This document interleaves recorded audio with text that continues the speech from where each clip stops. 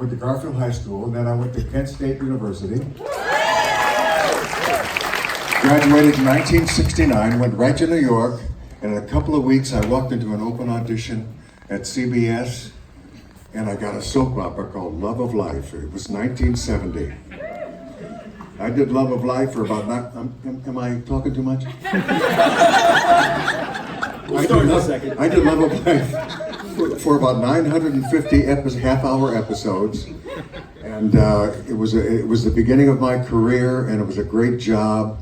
And there it was in the 70s, and I was making good dough, and I couldn't believe my luck, you know. And then in 77, I came out to California, and it just continued. The first thing I did was Charlie's Angels, the original Charlie's Angels show, you know, and that's what got me started out here, and I haven't stopped since. For 51 years. And that's almost impossible for somebody who's only 45 years old.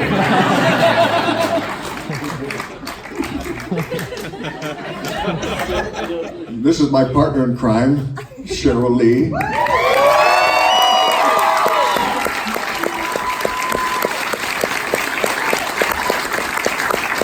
My television and my movie daughter, and one of the great loves of my life. And I'm indebted to her forever. And you know, a little story.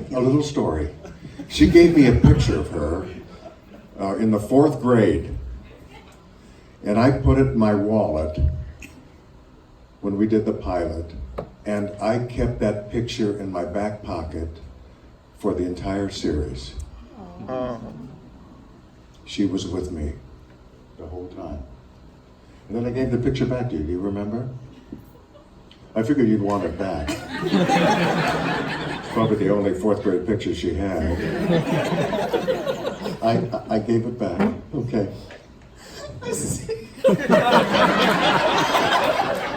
Yes, I know. Okay. I know. I crack her up all the time. All the time. You guys sitting up here, Cheryl. It's all good. It was funny. When I was killing her as Maddie.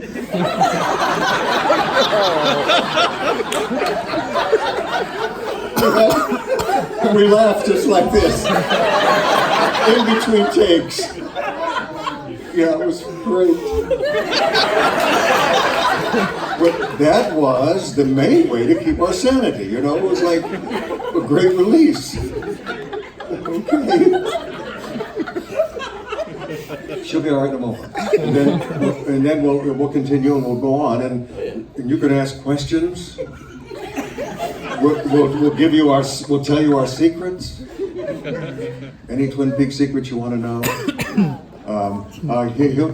He'll tell you a little bit about his life story. Yeah, go ahead. Okay. Yeah. Apparently we had a great effect on this young man when he was tiny. So Ray just likes to make me cry all the time, and that's why he forces me to tell this. I force him to tell this story. You do. I first told it when we were hosting Swamp Thing at the Days of the Dead. Yes. Any of you, have you seen Swamp Thing? Well, that's good. I had a great time making that movie. Okay.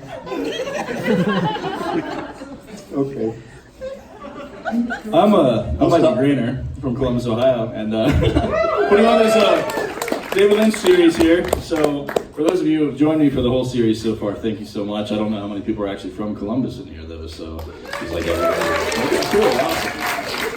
So when I was 9 years old, and my mom was cutting my hair in the kitchen, and she wanted to watch the Sunday night movie. Your mom was cutting your hair in the kitchen? Here we go, Ray. It's just gonna get, you know what, this is why I didn't want to tell this again. Okay. This is why I didn't want to tell this again. This is, it was falling right into the pot of stew. Okay, yeah. So, so she wanted to watch the Sunday night movie, and cutting hair in the kitchen was better than the carpet in the family room with a color TV. So we had this little black and white TV in the. Did you use a bowl, by the way? No, I was classier than that. I was kind of a skinny nerd at the time. And then I discovered food. But basically, yeah. So I figured Sunday night movie, mom wants to watch it. It's gonna suck, and it was Twin Peaks, the pilot. And so I'm like, I'll give this a chance. And as soon as you get the news that Laura is dead, and you drop the phone, and I was like, this is pretty good, pretty dark. and you say my daughter is dead. As a little kid, I would hear a song with a sad melody, and I just start bawling, and I didn't know why. I never had my heart broken. I was like 3 years old, whatever. This scene where you said my daughter is dead. Yeah. I cried when you started crying, and my mom's like, "What the hell is wrong with you?" So I knew I was an emotional kid. Yeah. But that was just convinced that I already wanted to be an actor at the time, but I wanted to become a filmmaker at that point because I just was like, I'll never be that. But that scene, that pulled that out of me. I lost it, and I that's what an actor was to me. So you were the first actor that just convinced me that like, that guy is really feeling this. That guy is going through this grief. That guy is not acting. And so Twin Peaks changed my life because David Lynch can take you on this roller coaster of sad, beautiful, happy. You remember the first time you fell in love. You remember the first time that ended. And you remember every horrific nightmare as it plays out. It's all in the same 2 hours. And so that pilot, and you were my first crush. That's why I wanted to do it. But yeah, that pilot did it, and you set everything that's happened that's kind of good in my life in motion at that point. So this is crazy. Yeah. This is like. So thank you for that. Letting me tell that story. But well, I'm glad I had such an effect on you. You came out of it rather well. I feel a joke coming though from you. There'll be one in a little bit. But dinner was good. But now we have to let Cheryl. Oh, now we have questions. Oh, Yes. okay. We'll take any question from the audience, and the people who aren't used to asking questions, who are shy. Don't be shy. So the one shouting the question should be the one we pick on, right? Because she's shy. She's pretty shy. Well, she's good. Yeah. Go ahead. You. Chocolate cake. Chuck E. Cheese. Oh. No, chocolate cake. Oh, Chuck E. Cheese. Hyde Park. Arnold Henderson. Yeah, the dinner was really fantastic. And it really got me in the mood anyway. That was the goal, Ray. It worked. I feel a little song coming on. I had the, oh no. Oh yes! No. Yes! No. Come on, Frankie. And the dance! Oh, I really could. Oh, nosy dots and nosy dots, a little nosy dots, a kiddly divey too, wouldn't you? Oh, nosy dots and nosy dots, a little lamsy divey, a kiddly divey too, wouldn't you? Although the words sound queer and funny to your ear, a little bit jumpy and jivey, say mares eat oats and does eat oats and little lambs eat ivy. Oh, maresy dotes and dozy dotes, a little lambsy divey, a kiddly divey too, wouldn't you? A kiddly divey too, wouldn't you?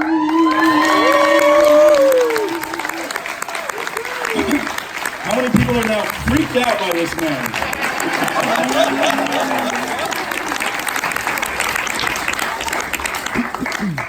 Yes, I sang that for the first time probably 30 years ago now, and I'm asked to do it at least once a year since then.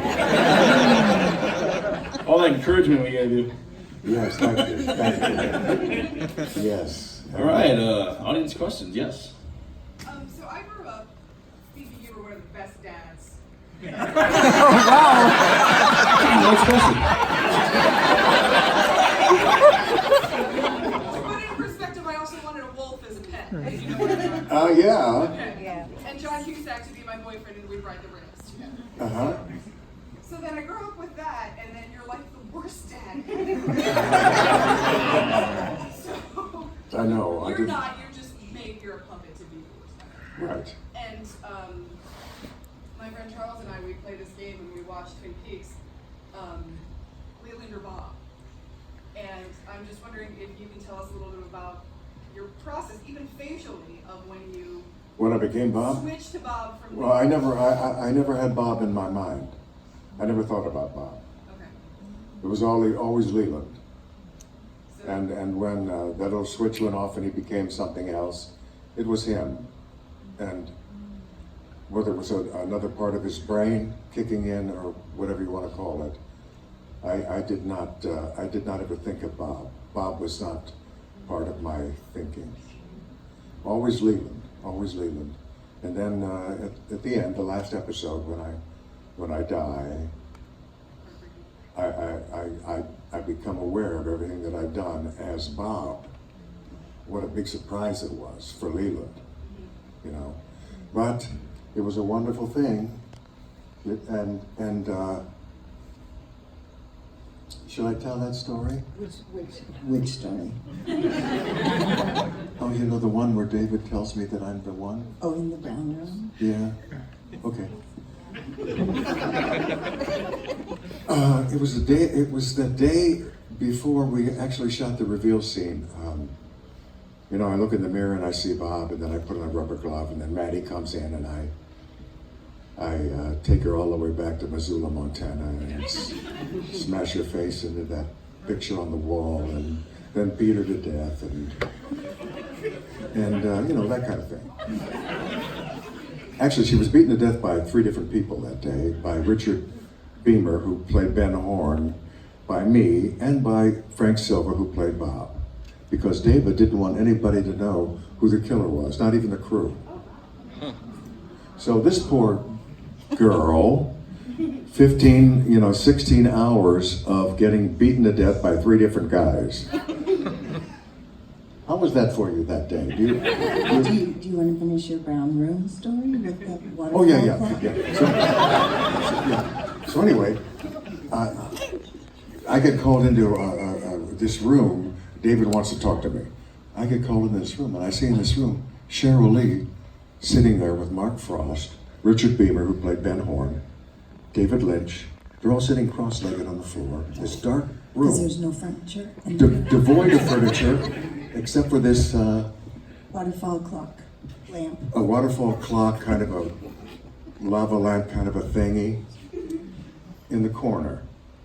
And so I got down cross-legged like everybody else. And David leaned over, he put his hand on my knee and he said, "Ray? It's you? It was always you." And I thought, no, it cannot be me. And then he proceeded to tell me it's going to be a beautiful thing, Ray. You know, I'm going to be lying there in Cooper's arms, and he's going to recite the Tibetan Book of the Dead, and I was going to look down a long tunnel and a bright light, and in that light would be my daughter Laura, and she would be reaching her hands out to me, forgiving me. And I felt relieved. I felt a great weight had been taken off my chest, because I didn't want to be the killer. But he made it somehow palatable for me. And I was able to do that last show, because I actually, some nights I considered even quitting, because it bothered me so much. I had a 2-year-old daughter of my own, and the idea of being the murderer of my own daughter did not sit well with me. It was anathema to me. I felt like, I can't do this. I can do a lot of things, but I can't do this. Well, he explained it to me in a way that made it possible for me to do it. And I did, and that was the end of Leland.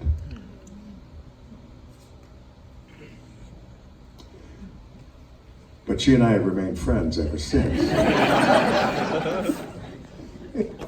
Anybody have any questions? Yes. To kind of piggyback on that, we've all seen your version, but what happened with the other two? Was it the same, like their version of being the one murderer? Was it the same story? Yeah, we all went through the same. We all went through the same action. Oh. Yeah, they all pushed her face into the wall, and yeah, and they all punched her when she was on the couch, and yeah, we all did the same stuff. Yeah.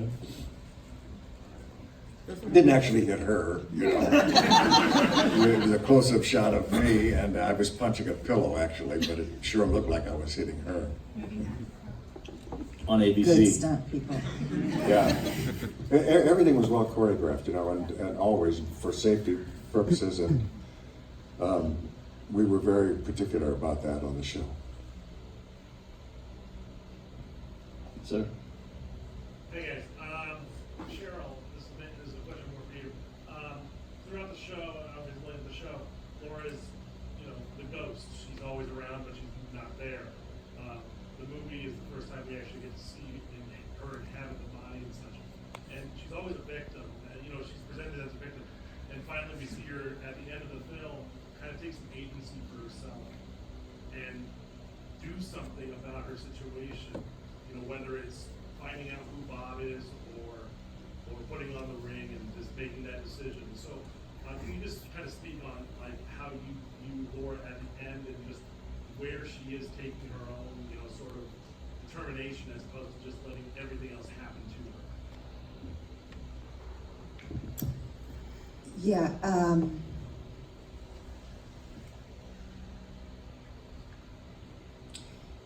I don't know that I can actually answer that question because it requires me to view Laura from an outside objective perspective as if I don't know her from the inside. And I don't know how to do that because I know her from the inside because of her being a part of my life for so long. So my experience on the inside was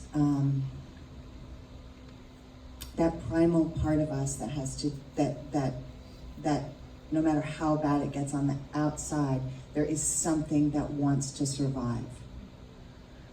That is grasping for air and breath and life force. Is that okay?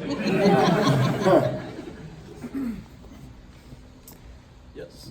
And I guess kind of to touch on that a little bit, but Twin Peaks, when it came out, it was more of an art piece. When TV was safe,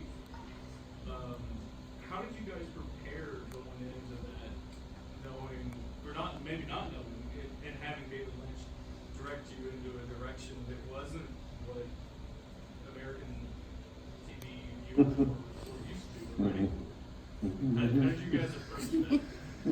Well, for me, it was totally easy because I had never done anything before in television or film. My training was in theater, so I had no reference point. So all of it was new, and I didn't know anything. I just was in the presence of great teachers like Ray and Grace and David. And We had no idea really how it was going to be perceived by an audience. We just knew that, as we were doing the pilot, we knew that it was good writing, great characters, and we were doing good work. But how it would be taken, we had no idea. And I remember we went to see a screening of the pilot, and we thought, pretty good, different. Yeah, but I don't know. It's on ABC, on ABC in 1989. That's unheard of, really, actually. We did things on that show that they're barely doing today, and on a major network at that time. It's amazing that it ever got on the air, but it did because of the strength of force of its own being. It had to come out, it had to be. Had to be. And then once it was, everybody responded to it and it had to go on. It never, David never wanted it to be solved, the murder of Laura Palmer. The network, Cap Cities, wanted it to be solved. So they're the ones that screwed it all up. And I'll never forgive them. But they don't care. They don't care what I think. But I'll always think that they messed up and they screwed up a good thing, because we could have kept it going for a few years anyway. And we could have hit everybody in that town, and you could have found out everything about them that you'll ever want to find out. And we just sort of missed the boat on that one. Could have had Nadine's drape store. I could have seen a lot more of Nadine. Yeah, we had some Cotton beauties. balls. Yeah. Wow. Okay, Mike.